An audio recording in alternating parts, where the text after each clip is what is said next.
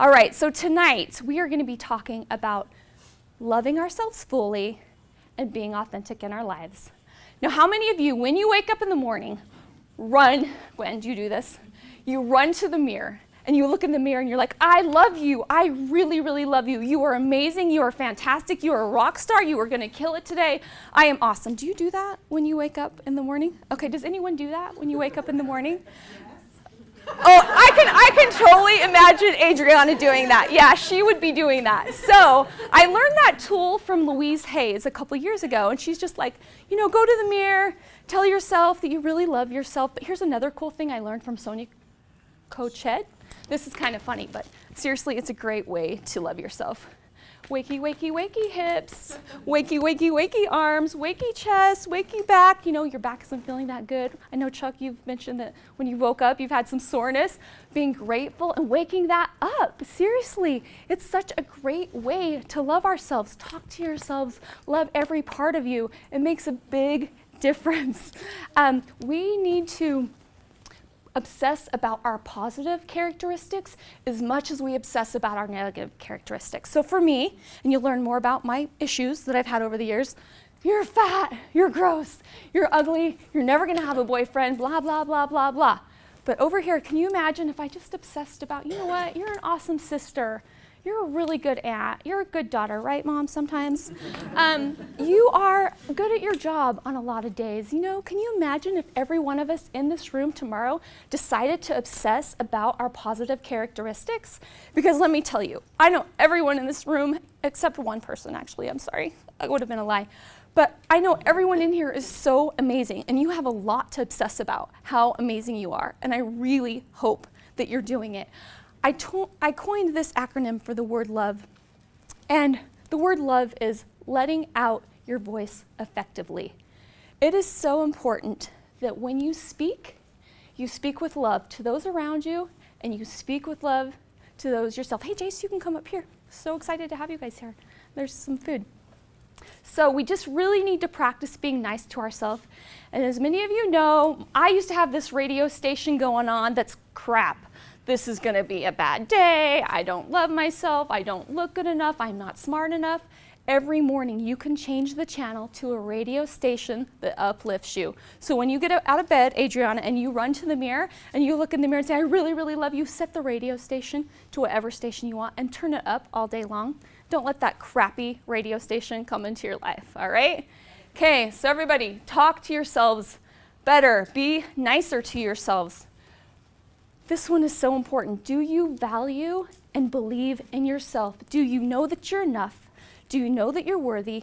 Do you know that you're divine? Do you know that you're perfect? Do you know that there's nothing that you can do to earn God's love? Because you already have it. You don't have to be anything more than you already are. You already have it. And thankfully, there's a part of me that understands this concept. When it comes to work, I believe that I deserve everything. I'm like, whatever I ask for, I deserve, that I think I should get it.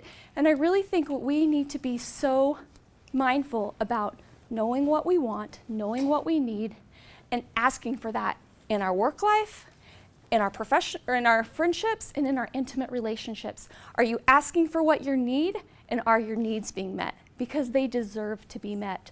2 weeks ago, I was at a Les Brown seminar in Salt Lake City. Do you guys know Les? He's a very famous motivational speaker. And he was talking about how his career started.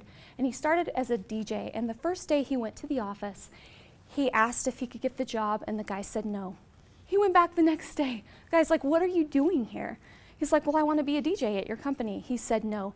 He comes a third time. He comes a fourth time. He comes a fifth time. He comes a sixth time. He eventually gets hired. You know why? Because he believed in himself. He knew he was enough. He knew he was worthy. He knew he would be great at that job. It is so important to know your worth. Another quick story. So I do celebrity relations for Children's Miracle Network hospitals, and I work with so many incredible celebrities that help us raise money for our children's hospitals. And I was recently, last year, talking to Imagine Dragons because I want Imagine Dragons to come to our Vigabit at Disney World, and they told me no. So a couple months go by, and I'm desperate. I need a celebrity to perform at this event. And so I go back to them. I'm like, are you sure it's a no? Because I really need a yes. And you know what's funny? It was still a no, but you know what is so cool? I'm talking to them in 3 weeks. And I'm going to get a yes eventually. It might not be in 3 weeks. It might not be the next year. But you know what? I believe those kids deserve to have that experience with Imagine Dragons. Like, I know they do. These kids are amazing. They're miracles. And this band is incredible. I don't know if you know their story, but they love helping kids. They have their own foundation that they formed after a kid died of cancer. So you have to believe that you're enough. When you believe that you're enough, you love yourself more. All right, taking action in your life. So I had money right here. Does anyone know where it went? Oh, okay. Sorry. Okay, so I have a $5 bill and I'm selling it for $1. Any takers? Anyone? Somebody who wants it? Okay, awesome. I have a $10 bill. Does anyone want it for $1? Anybody? Who's got $1? Does anyone? It's $10. Okay, so Mel has got $1. Okay, awesome. That's a pretty good deal, right? Yeah, I like money. Awesome. What just happened right now? These people took action in their lives. I asked them if they had $1. They did. What did they get? You guys all missed out on opportunity. How easy was that for you to make $9? I just said yes. Yeah, you just said yes. How many of us in our lives try to do things? Try means totally resisting you. Try is a socially acceptable no. It's a hedge. It's a back door. It's an exit. It pretty much means you're never going to do it. It's really something we need to avoid doing. We need to take action in our life because we feel good about ourselves. We feel more confident. In 2003, I got laid off at Children's Miracle Network hospitals. It was a sucky day in my life. I was devastated. This was my family. And I had to take action. I'm like, what I'm going to do? So I got a phone call from Larry King's wife, Shawn King. And she said, we want to fly you out to Beverly Hills for a job interview with Larry King. So what did I do? I took action. I got myself a flight. I walk up to the steps at this beautiful home in Beverly Hills. I'm kind of freaking out. Like, I'm going to be interviewing with one of the most powerful interviewers on the planet. And I decide, hi, Brandon Anderson, come in. I decide that I'm going to take action and I'm going to control this conversation. Because what I really know about is sports. And Larry King loves sports. He loves the Los Angeles Dodgers. So I totally take action and I decide this is what we're going to talk about. And guess what? I got hired because I took action. Also, another time in my life, this was about a year ago, I was at the airport. And for me, I'm always looking for celebrities because every celebrity on the planet should support Children's Miracle Network hospitals. And so I see them all the time. In fact, about 3 weeks ago, I was at LAX. And I was about to approach this celebrity. I won't say his name, but he's a very famous boy band member. I pull my business card out of my pocket, and I'm about to hand it to him, and he's making fun of the person next to him with his business manager. So I put it back in my pocket. I'm like, I do not need to work with that person. That is not the type of people we're trying to work with. But we always have to be mindful that everybody's always watching you, so always be on your best behavior. Be kind. So I'm trying to remember, what was I talking about? I totally just lost my train of thought. Oh, okay. Okay, so anyway, so at Salt Lake City Airport a year ago, I run into Justin Tuck. Now, Justin Tuck, really amazing football player in the NFL. He played for the New York Giants, and he also played for the Oakland Raiders, and he actually just retired this offseason. So I asked my friend, I'm like, is that Justin Tuck? And he confirmed it was, and so I go running over to him, I'm like, Justin, you need to support Children's Miracle Network hospitals. And we had the greatest conversation. This guy has such a big heart. And within 3 months, after I reached out to his agents, I had 25 NFL players visiting our children's hospitals in 6 markets across the country. How amazing is that for those kids? This is not about me. This is about these kids and what could happen. That's what happens when you take action in your life. Is there something in your life right now that you need to take action on? I'm pretty sure we all have some things we could take action on. For me, I want to write a book. I've started 3. I haven't finished any, so I just signed up for a book writing seminar next month, and I'm super excited about it. But you know what? Do you know how long I've been talking about doing that? Because I wasn't taking action, but when you do, you feel so great. All right, this is a really good one. Forgiving yourself and forgiving others. When we hold on to a grudge with someone, we don't love ourselves very much. It's hard to love yourself when you're not loving other people. So this is what I did at the start of 2015. I decided that everyone in my life, especially those that I had a difficult relationship with, they were getting a clean slate. Period, amen. Anything that had ever happened to us in the past was completely gone. So there was no history. Like, how amazing is that? Can you imagine if everyone in your life that you're having a hard time with right now, you just erased anything that they'd ever done to you and you gave them the benefit of the doubt? If you do that, I promise you, you'll have a lot more love for yourself. I just realized when I was in high school, I was bullied a lot. And for some reason, I held on to that forever, that these girls bullied me, and it didn't hurt them any. You know, they've been living their lives. They're not worried about it. But for me, I've been holding on to it, and it's made it hard for me to love myself. So it's just so important. Forgive those around you. Please, tomorrow, if there's someone in your life, I just challenge you to please give them the benefit of the doubt. Hi, guys. There's some seats up front. All right. Honoring your calling in life. I'm so excited. This is my amazing Aunt Frida and Cousin Ben. Come up front. We are all here on earth for a very specific reason. Are you listening to your life, and are you paying attention? Because your life is always speaking to you, always. Are you doing what you're supposed to be doing? For me, I feel sometimes like I'm not, because I'm not married and I don't have kids, and that's what I'm supposed to be doing. But here's a really cool thing. In my church, there's this thing called a patriarchal blessing. And it's kind of like a roadmap for your life. And my blessing says that my most important mission will be as a mother on earth. So that's what I'm supposed to be doing. But it also says that I will be given stewardship over choice spirits, and that will be the greatest thing I can do on earth. You know what is so cool? These kids that I work with are my kids. They are the choice spirits. So I feel like I'm honoring my calling. I feel like I know why I'm supposed to be here, and it's to love, and it's to serve, and it's to be a mother, and also a girlfriend to these little boys. But sometimes I'm a mother to some of them. But I feel so blessed that life is speaking to me and that I'm paying attention. Are you paying attention to where life is speaking to you? Because we each have our own stage. In fact, everyone in this room should be here right now, because you all have an incredible story to share. We each have our own stage, we each have our own platform, and what are you doing with yours? Are you illuminating other people's lives? Are you blessing other people's lives? It's pretty much, that's what it's all about. Now this one is really funny that I'm gonna talk about patience, because I don't really have any, but I'm gonna talk about it anyway. So I've been dating for 26 years, and sometimes I'm so frustrated. I'm like, are you kidding me? I have to keep dating? This sucks. Like, could I just have what I want 10 years ago? Not that I needed to get married, but there's just some things that I wanted to happen a long time ago. Patience is not something you have or something you don't have. It's something that you do. When you practice patience, you have a lot more peace.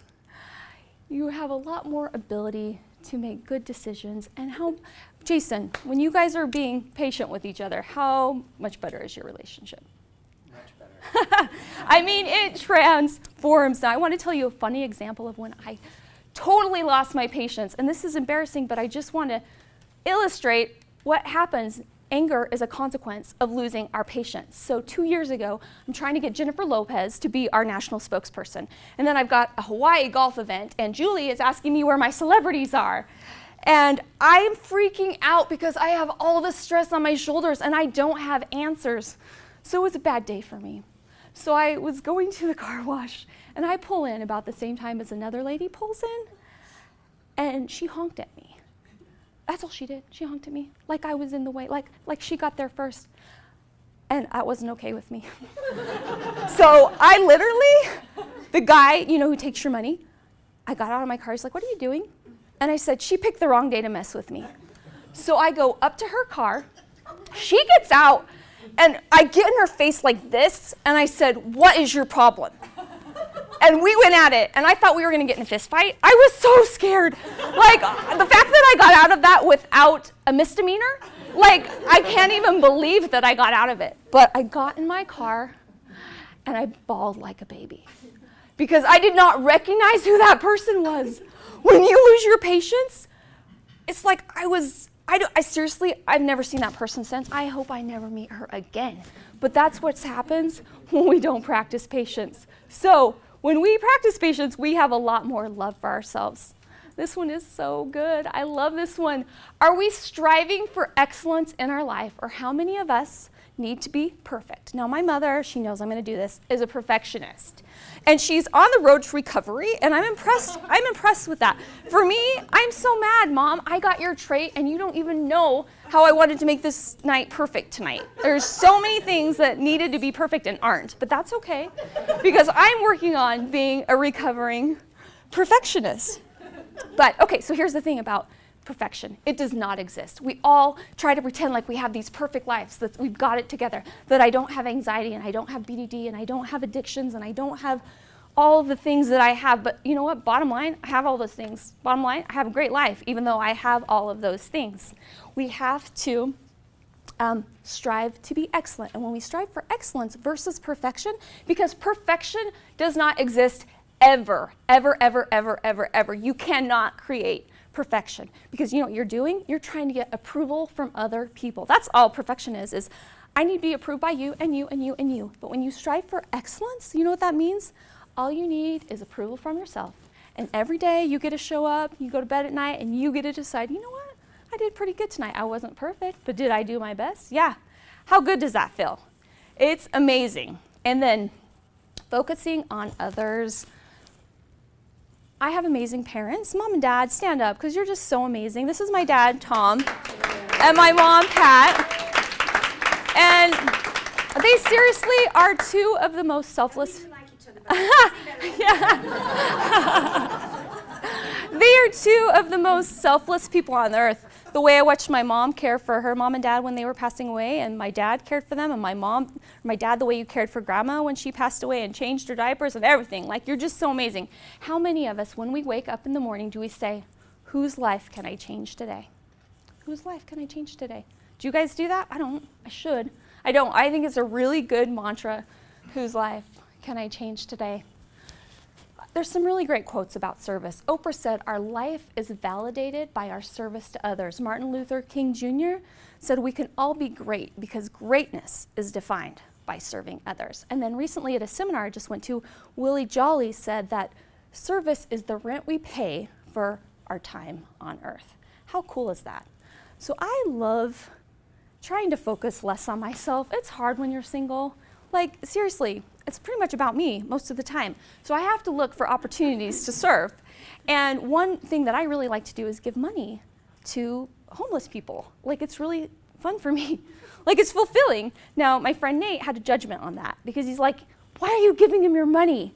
And the thing is, as he taught me, it's not about money. That money is a vehicle to connect to that person in love. It is not about money. So I love to do that. And then if you see homeless people on the street when it's raining, giving them your umbrella, there's so many little things you can do. I had an amazing friend when I was at BYU, and his name was Abteen, and he introduced me to going to the rest home to visit the elderly. How cool is that? So I started that when I was in college, and then I did it in my 20s and my 30s. There's nothing better than going to a rest home and sitting down with an elderly person and letting them know that you care about them and that you love them, and taking them treats that are against their diabetic restrictions. I've had that a few times. And honestly, I just have to tell you this crazy story, and I shouldn't even bring this up, but the reason I stopped visiting rest homes, and you should still do it, but here's the reason, because there was this woman that I adored, and I loved her so much. Well, her daughter couldn't figure out why I cared about her mom. Like, she thought I was trying to get her mom's money. And so they told me I could never visit the mom again. And I was devastated. I'm like, I'm just trying to do good. And so anyway, that's why I don't do visit rest homes. But I totally encourage everyone else to do it. They're everywhere. They're on every street corner. So we should do that. In my job, I cannot tell you how many amazing celebrities that I work with that give of their hearts and their time. Steve Young, he started working with Children's Miracle Network hospitals in 1983. He has given his life to our cause, and the coolest thing is he actually has his own foundation called the Forever Young Foundation, and he helps kids. Amy Purdy, are you guys familiar with Amy Purdy? I recently just did an event with her. She was on Dancing with the Stars. She's a Paralympian. She lost her legs from meningitis, and she said that life is not about what we have or what we don't have. Life is about what we give. And that is the truth. You gain your life, really, by giving it away. Now, I have to brag on this guy because everyone knows I have a crush on him. I love Chris Pratt. He is one of the biggest superstars on the planet right now. He's shooting several movies right now. This was from 2 years ago at Children's Hospital Los Angeles, and he decided that he wanted to surprise the kids in his superhero outfit from the movie Guardians of the Galaxy. And so they were all in a child life playroom, and he comes out and he surprises them. And they were just watching him on the big screen. And he goes and he visits the kids, and he was only supposed to be there 2 hours because he's busy. He ends up being there 3 hours. Now, he couldn't see this little girl. Can you see the love in his heart? Like, that is who this guy is. Like, he's incredible. Now, I'm going to show you a little video clip of his visit. Now, this next kid that he's visiting, he's famous at Children's Hospital Los Angeles because he's been in the hospital his whole life. He passes 20 to 30 kidney stones a day. He is in so much pain, and he loves Legos. And so Chris was the voice in the Lego movie. So this is a little dialogue that they did with one another. There are no signs or rules. How does anybody know what's going on? You guys start over. Here in Papuland, there are no rules. There is no government. Hold on. Something didn't work out, so we're gonna start over. All right, take two. All right, so Chris just sat here with him. Thanks for coming. And they just did lines back and forth. And you know, I'm actually remembering another hospital that I did with Chris a couple months ago. And it was in New Orleans, and this little girl was 17 years old, and she was terminal. And Chris told everybody to leave the room, and he just sat down with the family, talked to them for 30 minutes. It was so incredible. He's really the greatest guy ever. Now, I watch so many parents take care of their children day and night, and it never ends. And so this is gonna make my sister mad. But this is my amazing sister, Kristen Bringhurst. And I don't want to cry, but I might. Okay, so my sister has 4 children. Taylor's getting married on June 3rd. She's here tonight. This is Davis, Logan, and Adam. Davis was born with tuberous sclerosis, which means he has tumors all throughout his body. And when he was 5, he had brain surgery at Primary Children's Medical Center. He has no language. He's not potty trained. My sister has given her life to take care of him. Everything is about Davis. I mean, she loves her kid and her husband and all that, but she does everything to make sure that he's happy. Can you imagine having a kid and he can't tell you he has a sore throat or a stomach ache? Davis is 24/7 care. I don't know how you do it, Chris. I'm so grateful for your example of total self-love. And it'll be for the rest of his life. And he's a happy kid. He has the greatest life ever. But for those around him, it's hard. It's hard to take care of him. But that's what selflessness looks like to me. That woman right there. Most people couldn't do her life for a day, even 2 hours, because Davis is a little bit hard to take care of. But she does it every day. She's a rock star. So, really quick, I want to tell you about Kyle Stepp. Now, Kyle Stepp is our champion from New Mexico from 2011. And the reason I'm telling you his story right now is because he implements all of these tools that I just taught you about, all right? Imagine being 7 years old and your dad drives you off a cliff because he's drunk. That's the first time a Children's Miracle Network hospital saved his life. So mom and dad get divorced. Mom remarries, alcoholic father. He's abusive, he beats Kyle, he beats the mom. Mom tries to commit suicide. Mom lives, mom gets okay. One day, Kyle's at school and nobody picks him up at school. And so child services go over to his house. And mom tells child services, I never want to see that child again. He's a burden in my life. So that's Kyle's story. Can you imagine? You'll see it in 1 second, yes. Can you imagine what that would feel like? Would you have much self-love for yourself when your parents think you're a burden in their life? So Kyle ends up in foster care for 6 years till he's 13 years old. And he moves from Las Vegas to New Mexico to live with his grandparents. And he is so excited. He has a new take on life. Guess what happens 6 months after he gets there? bone cancer, stage 4, and he has 50% chance to live. But Kyle is the most amazing kid I know. This is him today. Kyle's the valedictorian at his college in a couple weeks, and I'm hoping I can go hear him speak. Kyle had 98 rounds of chemo and 13 surgeries in 3.5 years. Well, look at him today. Is he amazing? And I talked to him the other day. I'm like, Kyle, how is it that you love yourself when you had a situation where you could have chose to not feel good enough, to not feel enough? And he's like, you know what, Kelly? I decided to love intentionally, to love on purpose, and focus on the gifts that I have.